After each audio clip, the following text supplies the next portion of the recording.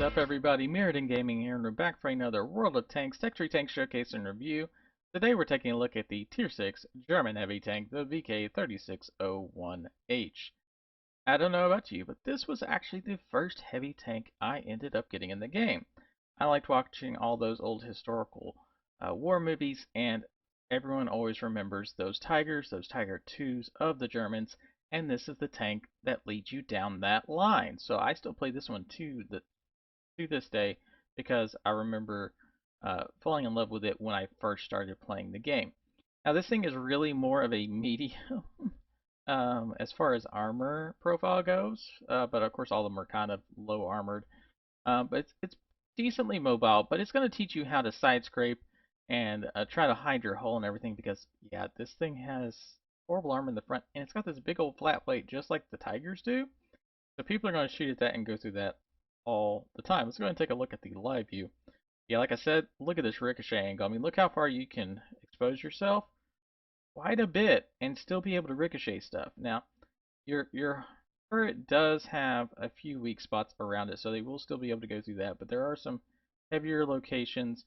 And of course, your cupola is pretty weak, so you want to try to hide this side of your tank whenever you're side scraping. So you want to side scrape out this direction and use this ricochet angle to bait shots and then punish them afterwards. Go ahead and get over the comparison. All right. So we have the VK3601H, the VK3001P, M6, and the KV1S. These are the ones that I see on the North American server. You might see some different things. Of course, this one goes towards the 110E5. This one goes towards the mouse, whereas our VK3601 goes towards the E100. And then the KV1S, you will see a lot of these because people are going for those Object 277s, the IS7, and the 705A. So this one is super popular for people wanting to do the more clan wars side of things. All right, let's go ahead and get down to the DPM. So this is at the lower end, but it's still not bad. They're all within, about 100, 150. So they're all around the same. Now, I do have to mention that the two VKs and the KV1 all have a derp gun as well. But for competitive play, most people say use the one that has the higher penetration and the faster reload. But that derp gun is a lot of fun too, so I'll leave that up to your decision. But we're just going to compare them with the standard guns that I see a lot of people using, especially the better players. Alright, so we have 145 pen. It's okay, it's not great, it's not bad, but yeah, you're not going to be able to compete with tier 8s with this, but you will be able to compete with the lower tiers for sure in same tier. But you're definitely going to have to step up to your gold rounds, which are the APCR with 194 pin. That's what really allows you to compete with the tier 8s, but of course you're like a 2 or 3 shot to those tier 8s. So you definitely have to pick your battles with this thing. We do 220 damage, so we're right in the middle. It's still kind of low when you start facing tier 8s, but when you're facing tier 4 through 6, you're pretty good. Even tier 7 you can keep up, but it's still kind of low overall. Our reload time is also pretty decent, not as good as the DPM gun from the KV1S, but anything under 7 seconds is good for a heavy tank. A lot of those later tiers have 15 to 20 second reloads, so that's kind of where you can make up for it, is being able to shoot them multiple times to them shooting you once. But of course, it takes fewer shots for them to kill you, so definitely take that into account. We have an 88 caliber gun, not great. I want to say it's like 26 or 27 millimeter armor that you can overmatch automatically. So that is one thing you have to watch out for, is that you are not going to be able to overmatch a lot of armor on tanks. Your shell velocity of 773 is also pretty slow, but you're kind of more of a brawler. You don't really want to be sniping anyway with this thing. And then your gold rounds take you up to almost 1,000. It's like 976 or 9 something. But yeah, anyway, ammo capacity, you've got a pretty good amount, so you can take a little bit of everything. I usually take half and half and then take quite a bit of HE as well, just in case I need to chip down somebody. But yeah, that allows you to face both the lower and the higher tiers without having to have two different loadouts like a lot of the higher level players do once they get the field mods. Aim time of 2.21, That's pretty good, honestly. I really won't mess with that too much, just because it's good enough for brawling range. Because most of the time you're not going to be waiting for it to fully aim in to take shots. It's going to be close. You're going to be at close enough ranges that you can just snapshot them for the most part. 0.35 better than everybody else for dispersion. And once again, you're not going to be sniping with this at longer ranges. It's still good enough to make do, but you're not going to be pinpoint accurate like some of the other TDs and medium tanks are going to be. Gun depression of 8, so that's really good for a heavy tank. A lot of the Russian heavy tanks are going to be 5 or 6, so you can definitely make use of those hills and try to outplay them on those little hills and ridges where some of the other ones cannot do that. And of course, the M6 being an American heavy tank has 10 degrees, so it's going to do even better than you. But 8 is close enough that you can compete with just about everybody. Our speed is kind of deceptive. It looks fast, but when you get down here to relative speed, because of our power to weight ratio, we have a lower engine power. It's really not that great. It's actually slower, effectively slower than most of the other ones. So I believe I ended up putting a turbo on this in one of my setups just because I had trouble getting around. So you definitely have to pick your positions and know that you're not going to be able to get to every position before people can get into a defensive position to shoot you. So you definitely have to be conscious of your ability to move around the map. Now our armor is actually pretty good. It's not as good as the M6 as far as the turret goes, but honestly, everything's going to be able to go through you at same tier and higher, so it really doesn't matter all that much. The side scraping is really what's going to um, give you the best advantage, but if they have, I mean, there's no way that they're going to be able to overmatch you. They'd have to have, what is that, 60, a 240 millimeter gun to overmatch you. Yeah, there's no such thing. So you're good. Then we get down to our camo. Of course, you're a heavy tank, you don't have camo. But view range is actually pretty good for a heavy tank, because if you last towards the end, you might end up having a spot, but you're so big with your camo, stuff's going to shoot you before you see it. So, yeah.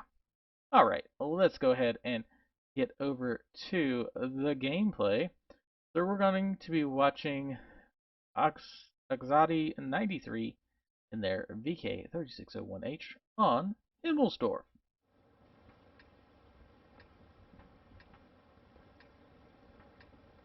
It's a very interesting camera they've got there.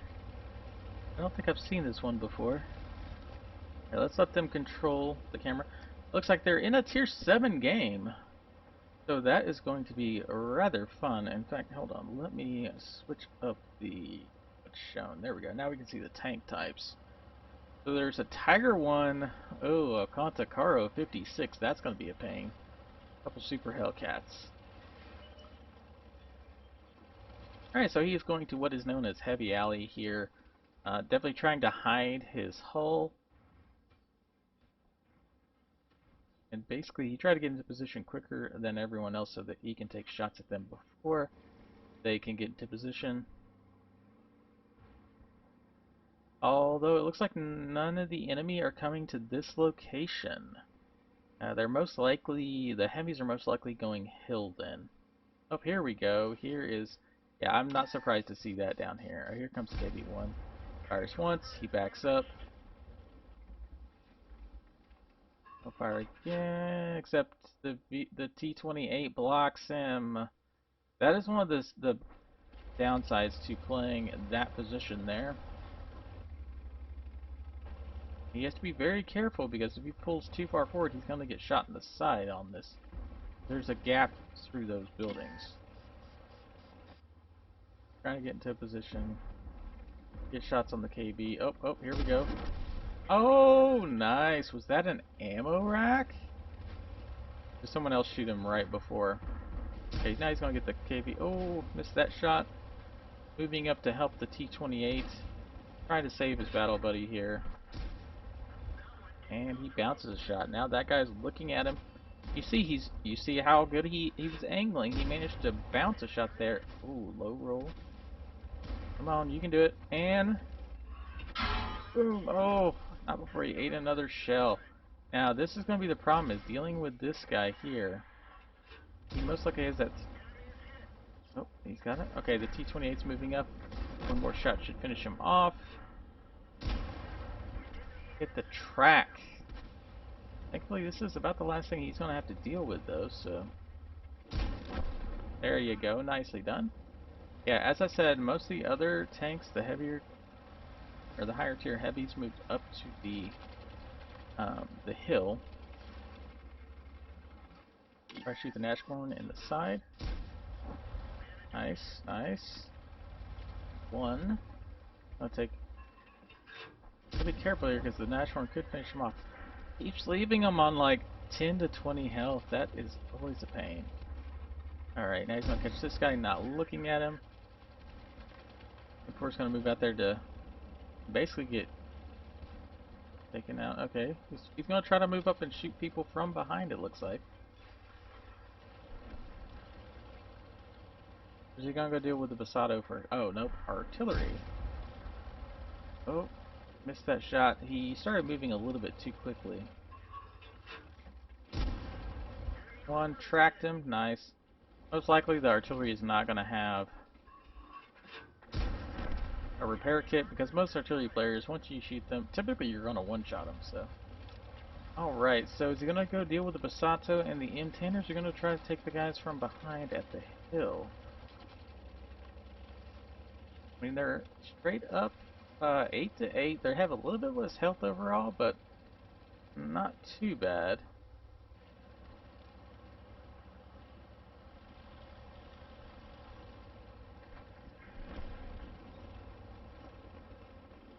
Gotta be careful here, because you never know what's waiting around one of these corners.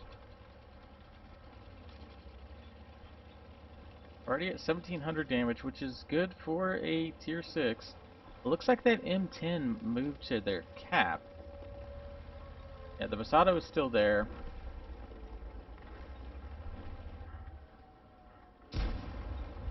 One shot.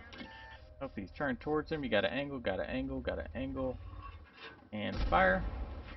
Oh, he's gonna eat a shot there, yep. Didn't stay behind the cover. He reloads faster, and now he has to try to run back to cap to reset it. Now they're down a tank. Just the Nashorn on the hill.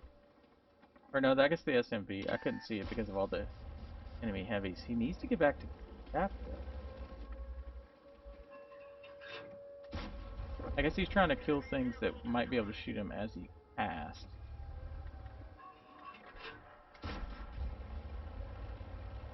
So that's 40 seconds. Because the problem's going to be, and I don't know what this KV-1 is doing. He's basically been sitting in that same location this whole time. And now it's down to just them. Already 6 kills. I think he needs 8 to get, is it the Radley Walters for 8 kills? I think. If there's one of the major medals. Oh, 12 seconds left. 10, 9, 8, 7, 6, 4, 3, 2, 1. Oh, right at the last second managed to snatch victory from the jaws of defeat there, at least for a moment. Oh. Oh, he managed to out DPM him there. Nice. Now he's gonna try to run away to where he doesn't get shot from behind and reposition. Still down by 1 tank. But thankfully the Tiger and the 85M look to be one-shots. KB1 is gonna sit there and just sit at that corner apparently.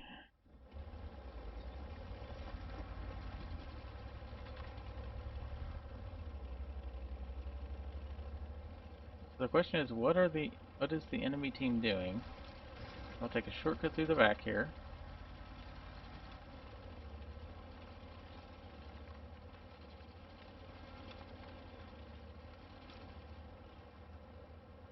Oh, see, finally something moved. Maybe the KV-1 can deal with The Tiger one there? Question is, all the rest of the heavies all up there too? Oops, something spotted him. There's probably something down that heavy alley. Or that alley down this road here.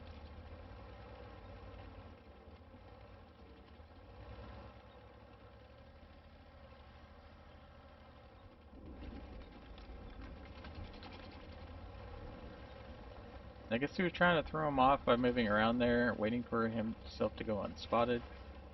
Or trying to reposition. Or is he trying to get far enough away that he can get angles on the enemy, maybe? Now that it is slightly out of key range. One problem with him capping is if they move down to cap.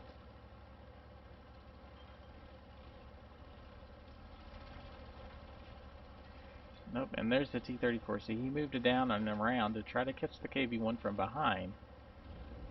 But this is an opportunity, as long as the KV-1 can stay alive, for the VK to get a kill here. Oh, oh. KV-1 finished him off. Withdraw from that position. Oh, oh, here comes something. He's going to aim in. Not get lucky enough to pin that. Now here it comes down to who is the better aim. Oh, he tracked him. I didn't watch this before, so I don't know if he wins this or not. I try not to look at the thing if I can. You see that? That shell came straight at the camera. Ricochet. Alright, so he's gonna try to cap here? Ugh. Oh, oh no! Oh no! Angle! Oh! He bounced it! He bounced it! He's got one more round. Finish this. Is he gonna get it, or is the P1 heavy? He's trying to bait a ricochet shot. There he goes, and it's over. Boom. Done. Nice. That is how it is done. Look at that. That is awesome. Let's go ahead and take a look at the in-game stats. So, look at that. Ace Tanker, Fire for Effect, Bruiser, Duelist, Radley Walters for getting 8 or 9 enemy kills, which he got 9. Spartan for ricocheting a shot with less than 10% health, Steel Wall, Defender, High Caliber, and Top Gun. I mean, that is one hell of a game. A total of 3,450 damage, 9 kills, 990 block, and I guess that was probably a tracking or something. Oh, and allies detected. Okay. Anyway, yeah, that is a great game. That is how you play this tank. You have to try to, especially there at the end. You saw that last little bit where he baited a shot into his side because he knew as long as he's angled right, it's going to ricochet every single time, and then he punished the enemy for making that poor decision. Anyway, this is Meriden Gaming. Don't forget to check me out on Twitch as well. I stream on Tuesdays, Thursdays, and Saturdays at 7 p.m. In fact, I'll be on, well, I will say I would be on tonight, but I'm recording on Tuesday, but this is probably going to go out Friday. Anyway, I'll see you on the battlefield.